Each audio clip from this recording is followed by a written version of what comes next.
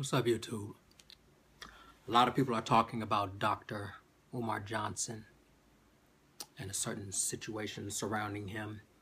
I want to give my own perspective on the situation. Dr. Umar Johnson is a Pan-Africanist, Pan-African nationalist. He's a public speaker, an orator. He goes around speaking on the situation, the struggle that Black people face. He specializes, being a psychologist, he specializes in diagnosing Black children, children, diagnosing all children, but specifically identifying Black children who have been diagnosed for special education. And he lays out very clearly in most of his lectures how the special ed system has been set up to help keep Black children, especially Black young boys, separated and place them on a path that it will eventually lead to prison. Now, he's also a school principal, or has that in his credentials. He's a very educated brother. He knows what he's talking about. One thing that I've been very impressed with is a lot of times when you hear people talking about the problem, for example, yours truly, I pontificate on what's happening, and I don't have the immediate plan, the immediate answer. All right, I have not set in place a structure that will allow me to accomplish finding the solution. Dr. Johnson has a plan. And he's been working towards that plan consistently and deliberately. All right. Now, that plan involves a school for young boys, also a school for young Black girls, and there are residential schools. And the purpose of these schools is to, as we see it, properly educate our youth so that they can be the beginning of a strong movement. Okay? We're actually inciting the movement now. But those who will actually have the power to take it so far beyond what we see its potential as right now are the youth, the kids who grow up being taught. It's like when you have a child and you instill in them tennis at 3-4 years old, or golf at 2 years old, and they grow up to be Serena Williams, Venus Williams, and Tiger Woods because they've spent their lives being trained up in the excellence of a certain particular skill. Well, if you combine all the skills that matter for the Black community and that will help usher us into our ideal future, our mental emancipation starts with our youth being trained up the same way we try and, you know what, you're going to be the next Kobe Bryant, boy. Here, I'm going to put a ball in your crib. That's beautiful. Put a book in there. Because that 2-year-old is going to read the book and they're not going to read. You get my point. If we start teaching our children young and helping them to grow up in a certain mindset, by the time they're our age, they're taking what we're doing so far beyond what we have the ability to do right now, because it's coming second nature to them by that time.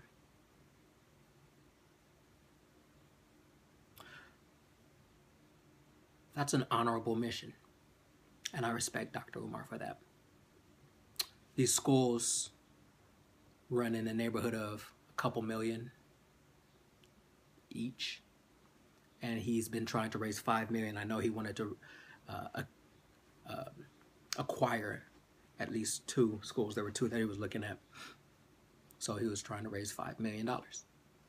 And would like for that money to come from the black community, because if it is serving the black community's children, if it's for the betterment, the advancement of black people, then it makes sense that it should come from the black community. People who it affects the most should be those who care the most, should be those most willing to give, to donate to that cause, to participate and take some ownership of it.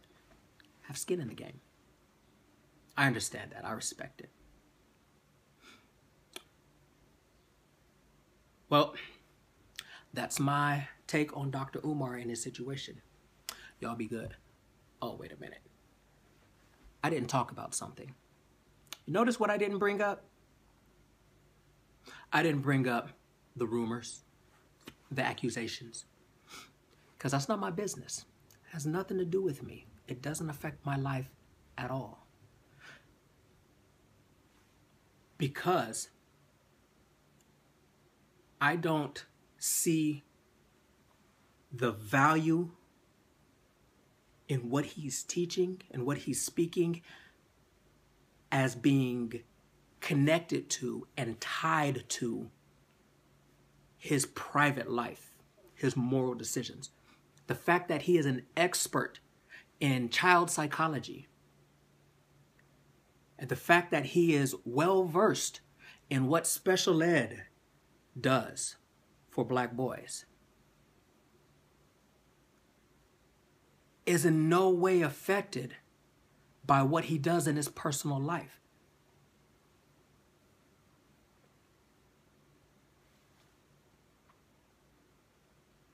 This isn't a question of morality. This is a question of how to build community, maintaining faith and focus in the overall goal. If the focus is on building a strong community through the uplifting of our own children, we should be able to continue doing that despite the obvious efforts to tear somebody down who's actually taking steps, forward steps, has a plan, a goal in mind,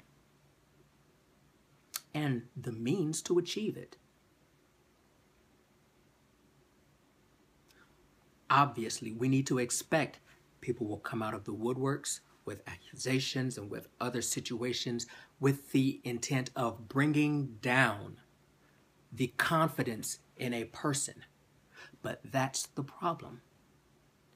The confidence should not be in the person. The confidence should be in the goal, in the mission, in the community.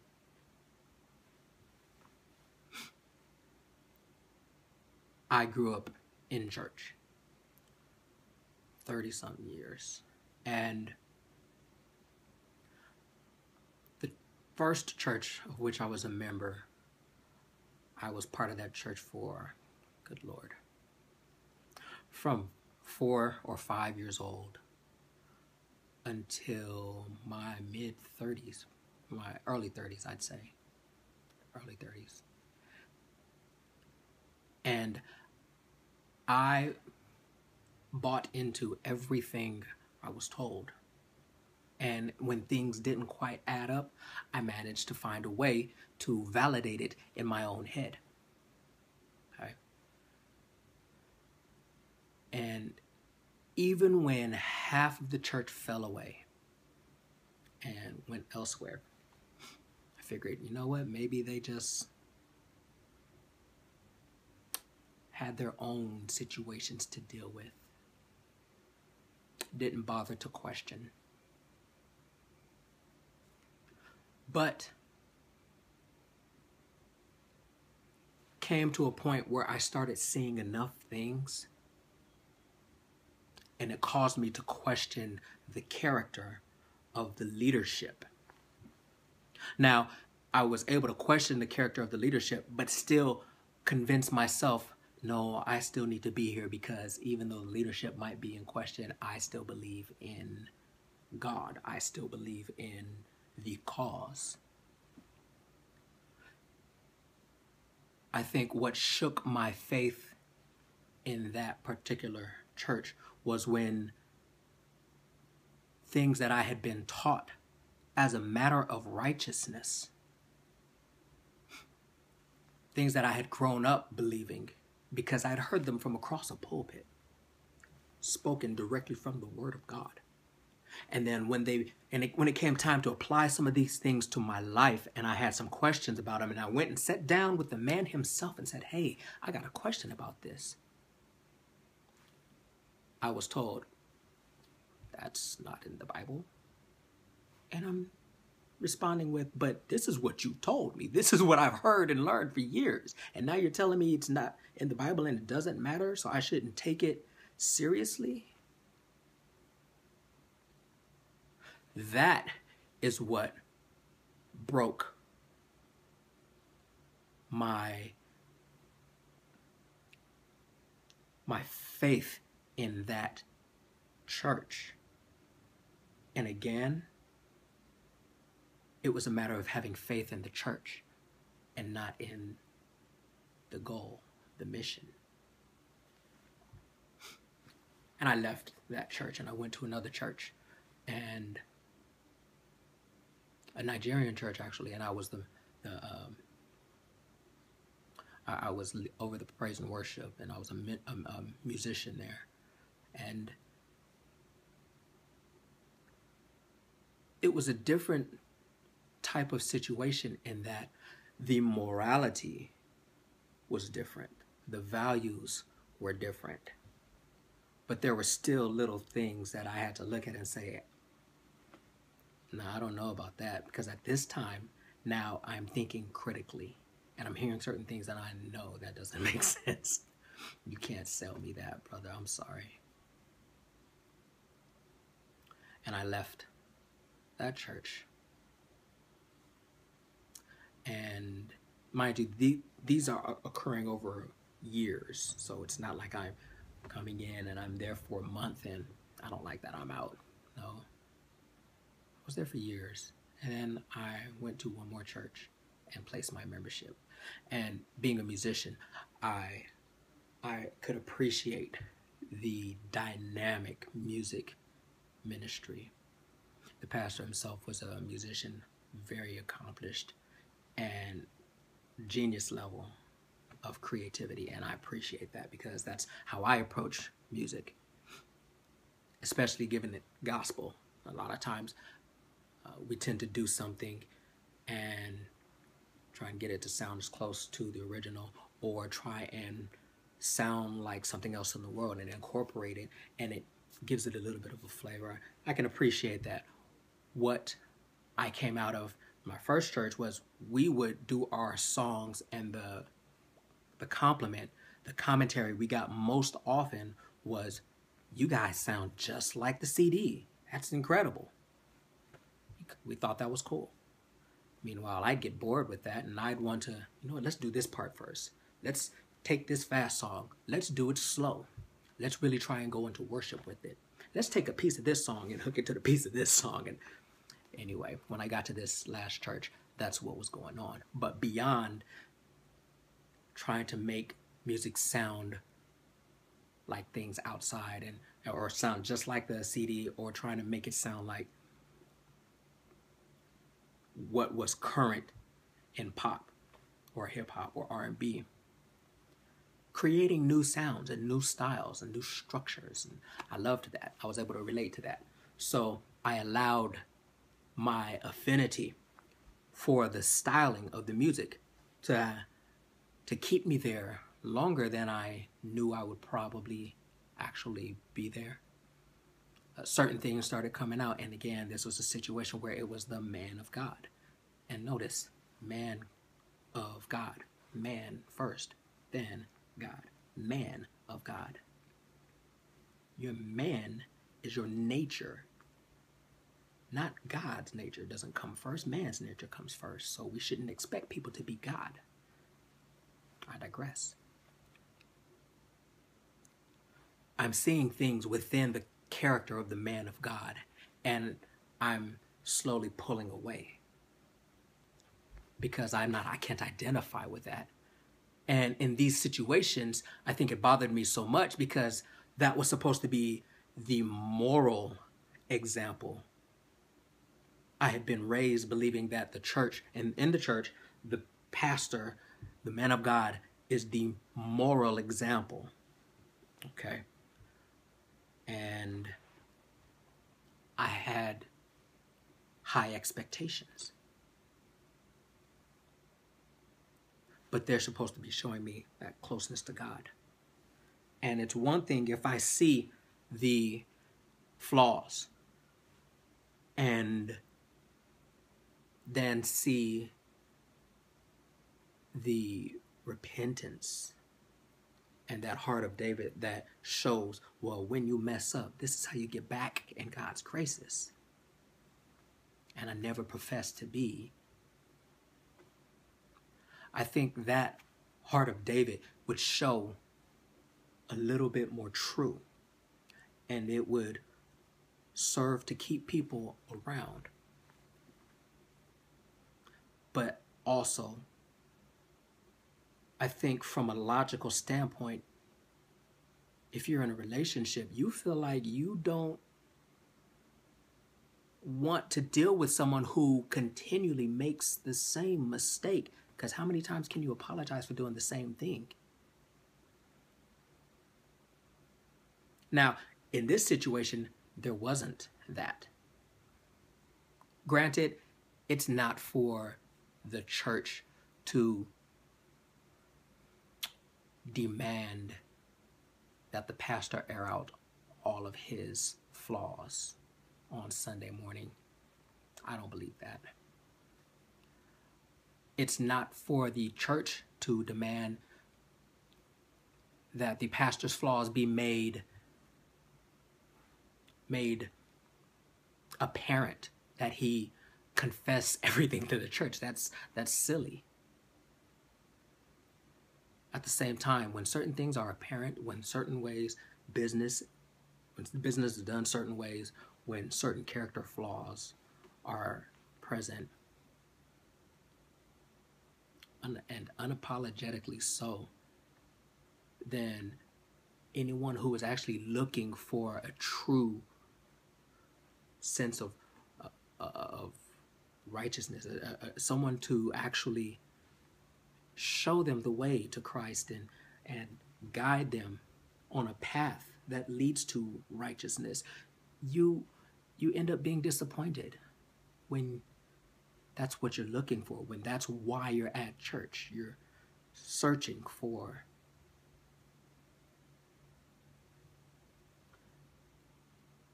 God. It's hard to find God and then feel like, but you can't even listen to the word because you know too much about the man of God. I bring that up because in those situations, that's the man of God. That's religion. That's a situation in which someone is specifically trying to guide you into a sense of morality. It's connected to how you live life before God. Now, there may be certain things that stand on their own. But for the most part, the church is about righteousness, worship. In the case of conscious, not just conscious, Pan-African, Black community, black people worldwide trying to build something.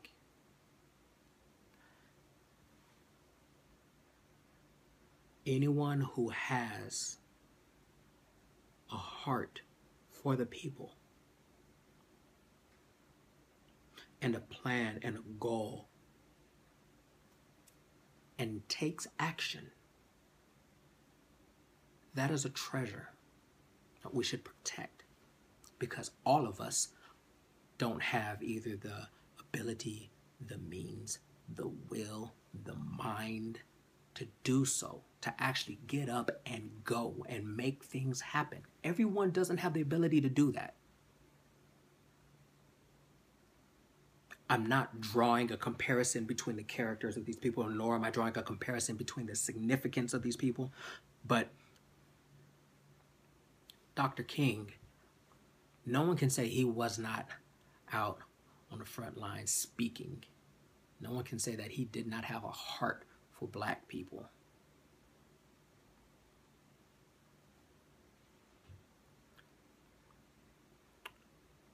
He had his flaws. If you saw the movie Selma, you might know what I'm talking about. The movie has nothing to do with, it doesn't show anything about Dr. King having relationships with any other women, but there is a scene out of the blue where his wife is asking him about other women and if he loves them and alluding to affairs. That had nothing to do with the premise of this particular movie. But the studio made sure that it was included in the story that they told.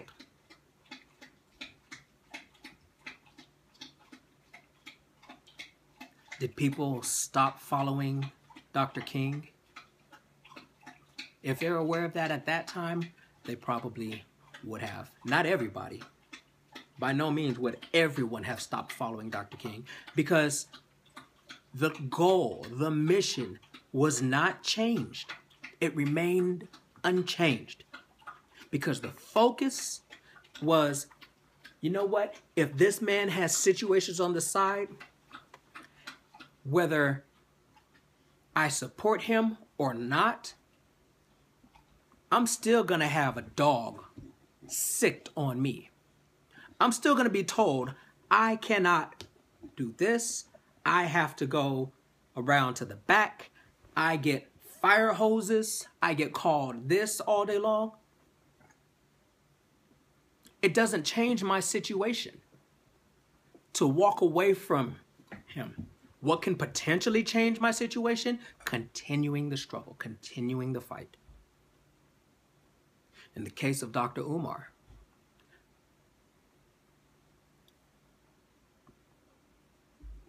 does it change the validity of what he's had to say in illuminating our minds to the struggle that our black boys are facing in school?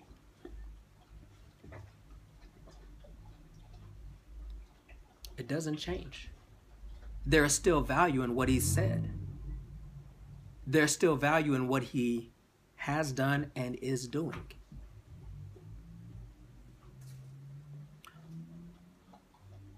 Finally,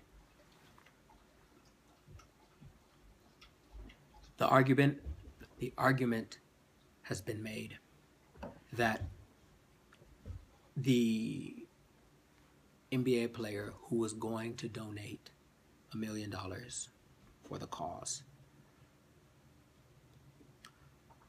should not have pulled out their support.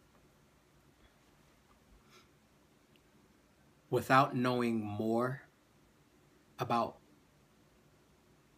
who was behind it, what that money was connected to, I can't comment too much on it. Personally, I feel like give the money. And the idea of remaining anonymous, there's something behind that. There's a reason they decided to remain anonymous. I don't know why they can't put their face out there, put their name, attach their name to it. And that's what's really interesting is, since you decided to remain anonymous anyway, where's the harm in continuing? It's not going to hurt your brand if you remain anonymous from the beginning.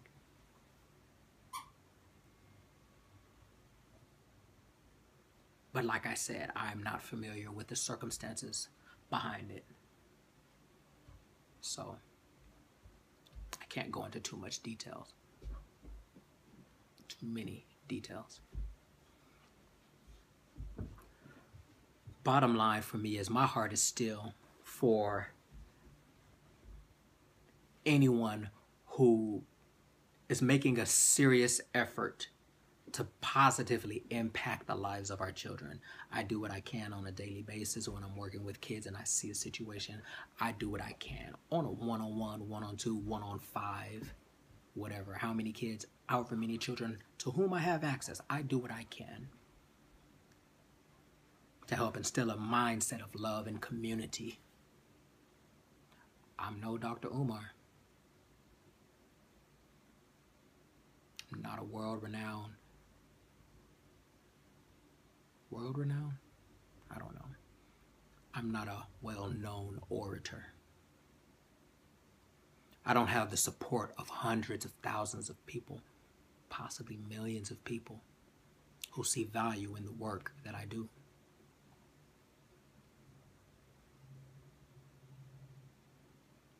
But we all need to make sure we don't lose sight of the mission.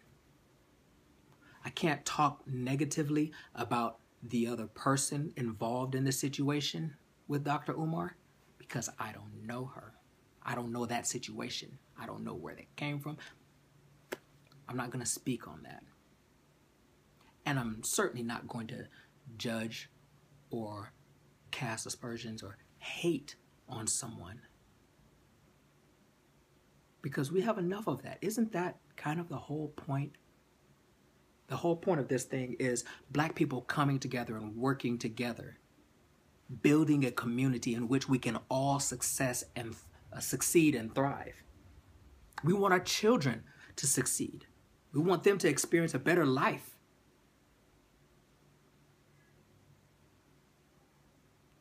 But we continue to find these ways to separate each other, separate from each other, and separate ourselves, and argue and fight, and we want to call each other out of our names, and it does no good. It only does harm. Let's not lose sight of the mission. Let's not lose sight of the goal. I encourage you, if you believe in the cause, focus on the cause. Don't lose sight. Because I guarantee you this. Everything keeping us in this situation, everyone who is against us coming together and building something of our own, they're not losing sight. They're not losing focus. Not at all.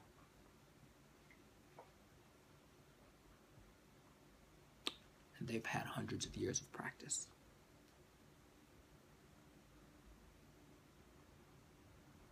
So let's step it up. Step up the love. Step up our focus level. Let's remind each other what we appreciate about our own efforts. I wish I could say that I was always big enough to look beyond someone's flaws. But if I did that, then I'd probably still be a member of any one of a number of churches. But again, those are issues of morality. This is an issue of community. And the community is bigger than one man. All right. This is Eric DeVaughnn. I appreciate you. I love you. And I hope hope you have a good day. I hope you experience success and love in your life. All right. I'm going to go play with the dogs. If you like the video, share it, subscribe, all that good stuff. All right. Let's go, Deacon.